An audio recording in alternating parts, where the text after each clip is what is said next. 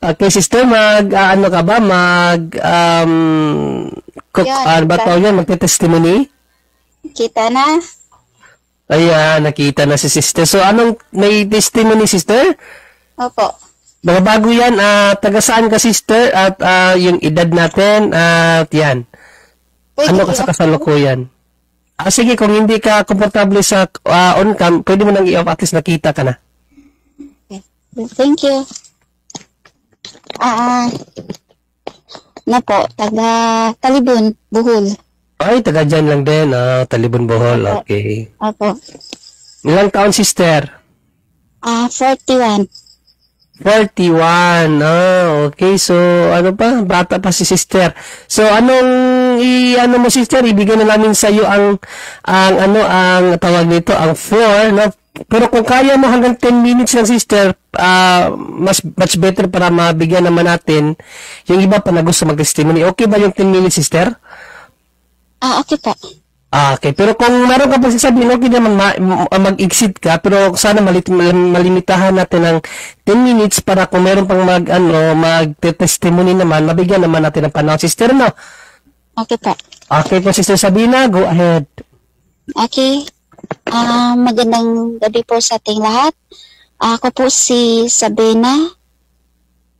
Ako po ay napabilang sa KPIN or Intercessory Ministry. Ang testimony ko po ay patungkol po sa pagpapasalamat sa ating Panginoong Jesus.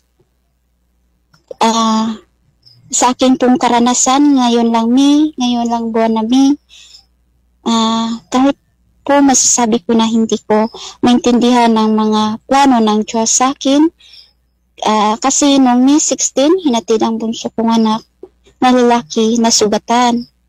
At hawak-hawak ang kanyang kamay, kasi may fracture sa kanyang elbow. At hinatid siya ng mama na hindi ko kilala. Pagdating niya, napakadungis niya. At hindi ko alam kung ano ang sasabihin ko. At ano ang maging reaksyon ko. Pero, tinandaan ko pa rin ang sinasabi ni Father Darwin na huwag mong sasabihin sa anak mo yung hindi maganda at yung hindi mo gusto kasi may authority ang mga magulang at pwedeng mangyari ito kapag marinig ng ating mga kalaban o mga bad spirit. Pagkatapos, sinabi ko sa anak ko na maligo ka, pero sabi niya hindi ko makaya kasi nga masakit yung elbow, hindi niya daw magalaw, pero nag-force pa rin ako na maligo ka, pero doon lang siya sa CR, sa loob ng CR. Hindi niya daw makayan. Tapos umalis ako, sa galit ko, umalis ako at nagmuni-muni. At tinanong ko ang ating Panginoon. Sa aking pagmuni-muni, sabi ko, Panginoon, ba't ba nangyari sa akin ang ganito? Sa kabila ng aking sakripisyo sa pang-araw-araw na pag-join sa pagdarasal, kahit pa pinagbawalan ako ng humawak ng sipi at ilang beses akong pinagalitan ng aking amo na magdasal. Sabi ko, ito talaga ang gusto ko na mag-join sa pagdarasal. Sabi ng amo ko, kahit kung gusto mong magdasal, nasa loob ka na ng kwarto, magtago ka. Hindi yung kahit saan ka, kahit nagtatrabaho, nagdarasal ka. Pero iba pa rin ang nasa puso ko. Iba ang tuwa ko. Naka-join ako sa grupo sa pagdarasal. Iba ang tuwa sa aking puso at isip. At kailangan ko ang perseverance sa aking faith para na rin yung sukli ng ating Panginoon. Yun ang aking maging sukli sa ating Panginoong Yesus, sa kanyang mabuti sa ginawa sa aking buhay. At yun na nga, sabi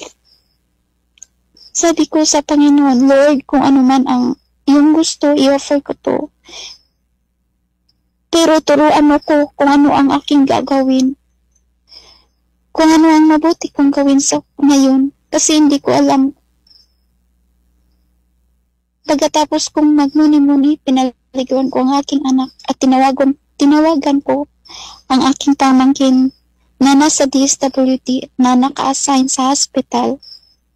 Nagpatulong ako sa kanya upang wala kaming mabayaran sa check-up, sa x-ray, at pati sa gamot. Namiss na ako kasi pwede pala sa OPD na libre ang gamot, pati yung gamot, libre.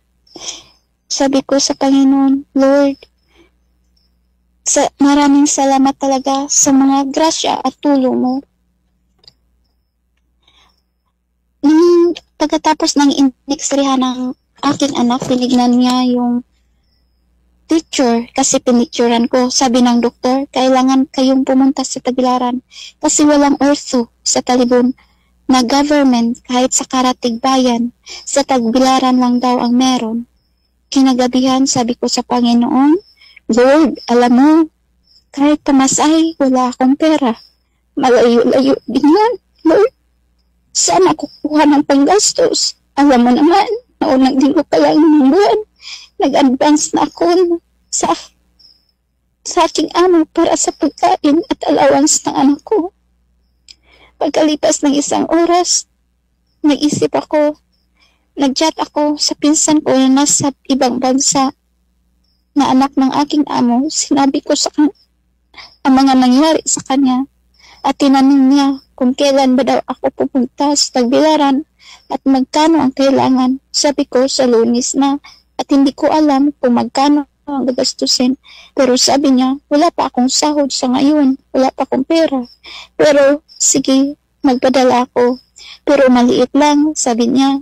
Pero sabi ko, okay lang yun ate, basta meron lang akong konti na madala. Kasi wala akong panggastos. Pagkatapos ng aming conversation ng aking pinsan, ang Panginoon na naman ang aking kinausap. Nagpapasalamat talaga ako sa Panginoon dahil hindi niya ako pinabayaan sa lahat ng mga problema na hindi ko makayanan. Sabi ko, kung lalapit lang tayo sa Panginoon, hindi tayo papabayaan sa lahat ng mga problema. At yun na nga, dumating yung linggo ng hapon, pumunta kami sa Tagbilaran para maaga kami sa Lunes kasi maraming tao ang OPD sa public hospital sa Tagbilaran. Nung nakapila na kami, pang number 18 kami sa walk-in kasi may online appointment at hindi ko yun alam. At yung mga naka-online, sila yung uunahin sa pag-serve at pagkatapos kami na yung nasa walk-in. At may nakatabi ako na isang babae na maaga nakapila. 4 AM pa lang nakapila na siya doon at pang number 1 at 2 siya. Kalaunan, sinabi niya, tinanong niya sa akin kung pang ilan daw ako. Sabi ko pang number 18. Binigyan niya ako ng isang blankong papel na may number 6. Sabi niya, pilapan mo to kasi para mas malapit-lapit ka sa number. Sabi ko sa Panginoon, Lord, kahit sa pagpila namin, nandyan ka pa rin, tulong sa akin. Nandun na kami sa doktor, nung tinignan na niya ang picture at papel ng resulta ng x-ray, sabi ng doktor sa akin, kailangan ito maoperahan. Tinanong ko ang doktor kung pwede ba na hindi na lang operahan. Pero sabi niya hindi, kasi kailangan talagang operahan kasi may fracture ang buto. Sabi ko, hindi ba pwede na maghilang to? Sabi niya, hindi talaga, kailangan to maoperahan. At balik kayo ngayong 29, sabi niya, para ma-admit at may schedule ng operation. Tinanong niya ako kung taga saan. Sabi ko, taga Talibon. Sabi niya, bibigyan kita ng number at tawagan mo ito. Sabi ko, bakit? Ito tawagan mo to Susan para siya ang pwedeng tumulong sa inyo sa operation. Kaya yun,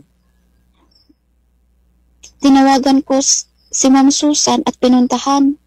Sabi ko, yung sinabi ng doktor, sabi niya, okay, walang problema, tatawagan mo lang ako pagbalik niyo para ma-assist ko kayo. Sabi niya ng ganun. Kaya yun, maaga kami nakauwi sa araw na yun. Ngayon ay lahat ng kailangan namin gawin ay nagagawa namin maayos.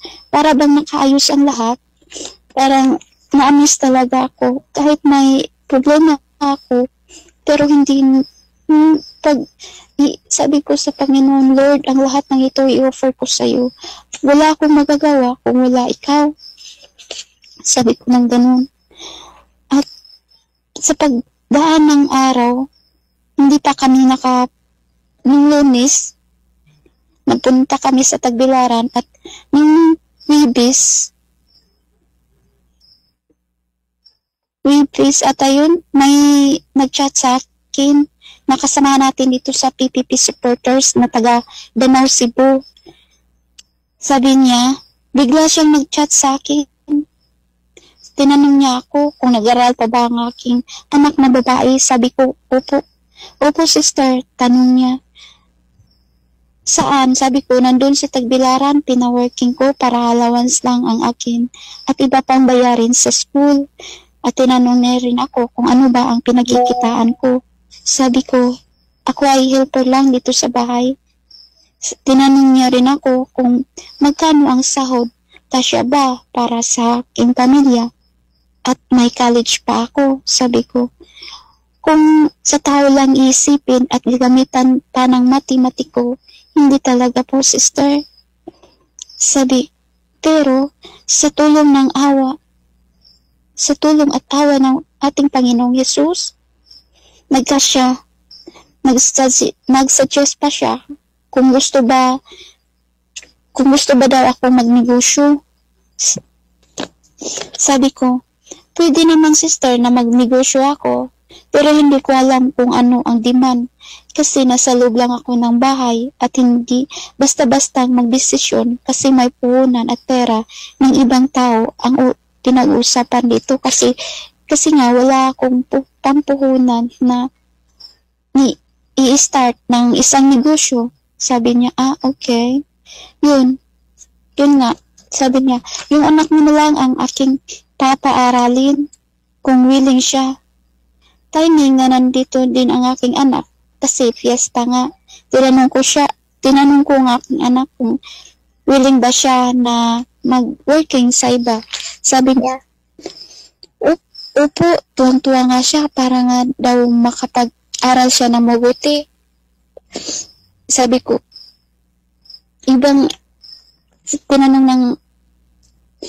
tinanong ng kasamahan natin na willing na magparal kung ano ba ang kurso. Sabi niya, ang kinuha niya dito, sabi niya, business ad.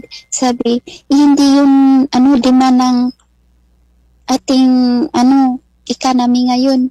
Ang demand daw yung IT. Willing ka ba na mag-shift ng ibang course? Sabi niya, opo.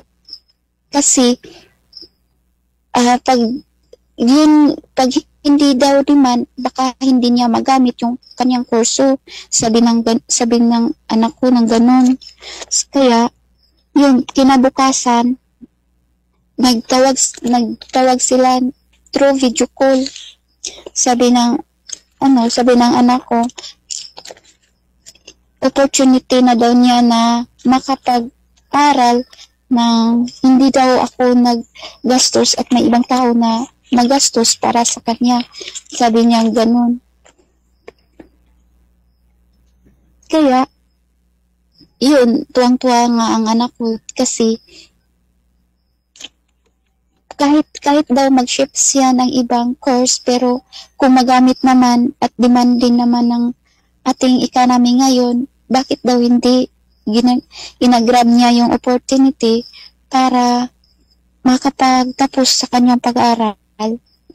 Kaya yun, nag-usap silang dalawa at ako naman ay tuwang-tuwa as a parent. Hindi ko alam kung ano ang kasiyahan ng aking puso na may ibang tao na nagmalasakit para sa aking anak upang makatapos. Upang parang hindi ko talaga alam ang galaw ng Holy Spirit sa akin, ng Panginoon, kung bakit ito ba ang answer prayer ng akin sa lahat ng sakripisyo ko. Sabi ko na gano'n, Lord, ito na, yun po ang sabi ko, kaya yun. May 29 na bumalik na kami nung isang linggo, bumalik na kami doon sa Tagbilaran para sa operation. Tinawagan ko. Nung habang papunta kami doon sa Tagbilaran, tinawagan ko si Ma'am Susan na siyang mag-assist sa amin. Sabi niya, pagdating nyo dito sa hospital, pupunta kayo sa admitting. At doon nga, pumunta kami, maraming proseso pero hindi ko nahirapan kasi bawat section, sasabihin mo lang ng pangalan ng pasyente, okay na, may mag-check up na ng pasyente mo, may mag-asikaso na. Kahit sa pharmacy, pangalan lang ng pasyente, bibigay na yung gamot. At nung sa operating room na, doon may 3 doktor na tumingin ng mabuti sa x-ray kasi nga pina-x-ray ulit ng aking anak nung pagdating namin at tinignan sa 3 doktor kung kailangan, saan bang fracture, saan ba kailangan nilang operahan at 1 oras din nilang tinignan. Sabi nagpakilala yung isang doktor, nakalimutan ko yung pangalan niya, sabi niya, ma'am, pwede bang maghintay-hintay lang daw ng konti kasi ano pa daw nila sa yung pinaka-head nila, yung may ano pa sila kung ito ba talaga ay operahan kasi yung nakita nila is yung hindi na yung buto, yung soft tissue na lang, yung parang nahiwalay. Yun ang sabi, parang ganun. Sabi ko, opo, hintay ka lang ng konti. Sabi ko, okay po doktor. Sabi niya ng ganun. Pagkalipas ng ilang minuto or oras ba yun, ninapitan ulit ako ng doktor. Sabi niya, hindi na itutuloy ang operation. Kasi daw, yun nga, kusa na daw maghilom kasi yun na ang soft tissue na lang daw ang naghiwalay, hindi na yung buto na na-crack or mayroon ng fracture.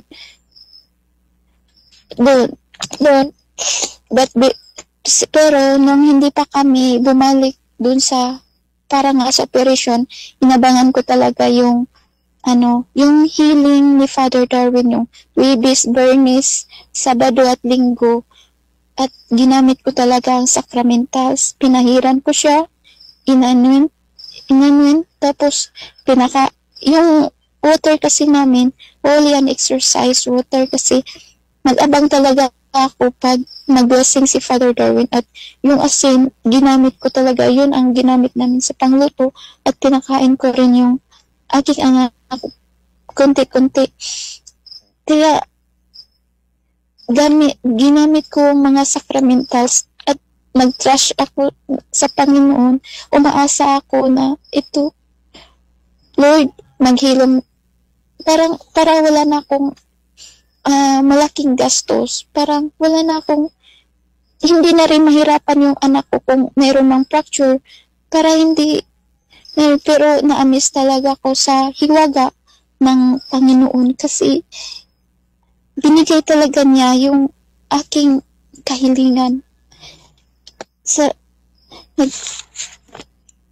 Masasabi ko talaga sa Panginoon na God's plan is always the best.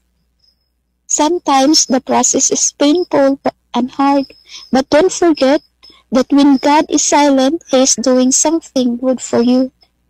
Amen. At ito ay mabasa sa Jeremiah 29:11. At itong verse nga, totoo na nangyari sa aking buhay. Na painful siya, pero yung hiwaga ng Panginoong Hesus, pag mag-trust lang tayo sa Kanya, hindi tayo umaasa sa ating kakayanan, umaasa tayo sa kakayanan ng ating Panginoon. Ibibigay talaga at hindi tayo mahirapan sa lahat ng mga problema na ating dadanasin. Hindi man natin maintindihan ang mga pangyayari, may mga sa atang araw-araw na pamumuhay ko, dumarating talaga ang hardship, pero i-offer ko sa ating Panginoon na, Lord, ikaw ang bahala. Kaya yun, parang smooth lang yung, at hindi ako sa aking puso. Hindi mabigat sa aking puso at isipan kahit man, kahit ganito ako na, umaasa lang sa kung ano ang meron. Hindi ako hangad ng malaki, hindi ako naghangad na hindi ko kaya. Yun nga, sabi ko ng Panginoon, maraming salamat po. Kahit ako ay isang makasalanan, pero nandyan ka pa rin, umaalalay sa akin. Dati, nung hindi pa ako member ng PPP at hindi pa ako hindi ako sa intercessory ministry, lagi kong sinisisi ang Panginoon na bakit nangyayari sa akin ito, bakit ako ganito, bakit sila maayos, bakit sila masaya, bakit ako hindi, parang ganun. Pero nung napakinggan ko sa araw-araw ang catechism at nagdadasal ako sa ating grupo sa pang-araw-araw at pinayuhan din ako ni Sis Caroline at marami din siyang turo para sa aming grupo. Dahan-dahan kong maintindihan ang works of the Holy Spirit sa aking buhay. Nalala ko rin ang sabi ni Sis Ayon na kapag nasa grupo ka sa mga nagdadasal at mga kasamahan mo ay nasa state of grace, at kahit may isa sa atin na wala sa grasya ng Panginoong Hesus, ikaw ay mahahatak sa kanila. Ang mga intensyon mo ay marinig talaga ng Panginoon. Yun po ang natandaan ko nung Sister Ayon. At taos puso akong magpapasalamat sa ating Panginoong Hesus at kay Mama Mary na siya rin ang tumulong sa pag-intercede ng aking mga prayer intentions sa araw-araw na biyaya ng Panginoong Hesus na pinagkaloob sa akin. Parang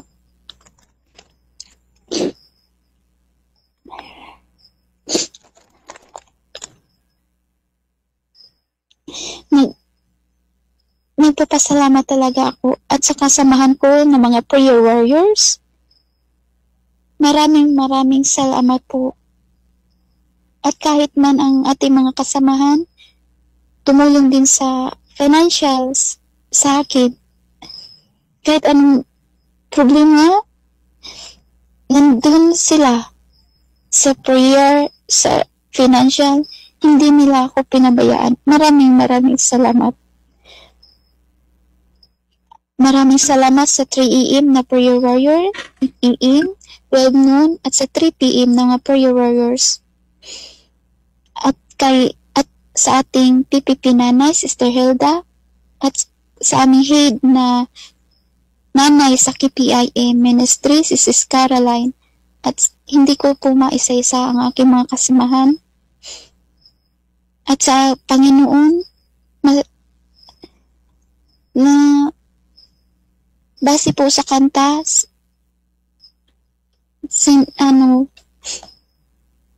sa kanta po na duol kaniya, huwag mamati siya, ug salig sa yang gugma. Yes, amen.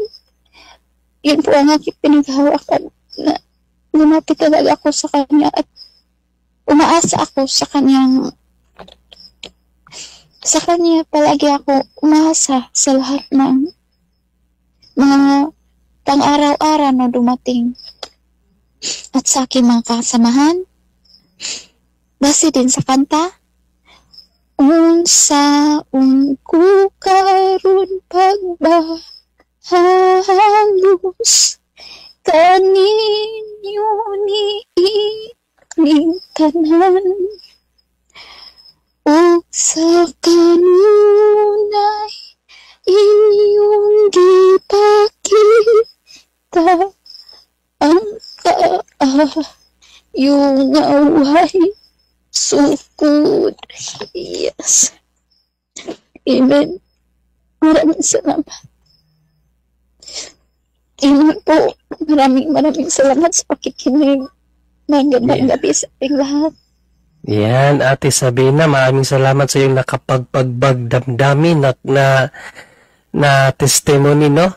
Patuloy lang po, sister, no? Nasabi ko na po ito, no? Na tayo bilang mga Kristiyano dapat maging huwaran natin Panginoong Jesucristo, no? Na inahalin tulad niya kanyang sarili sa isang puno, sister, no?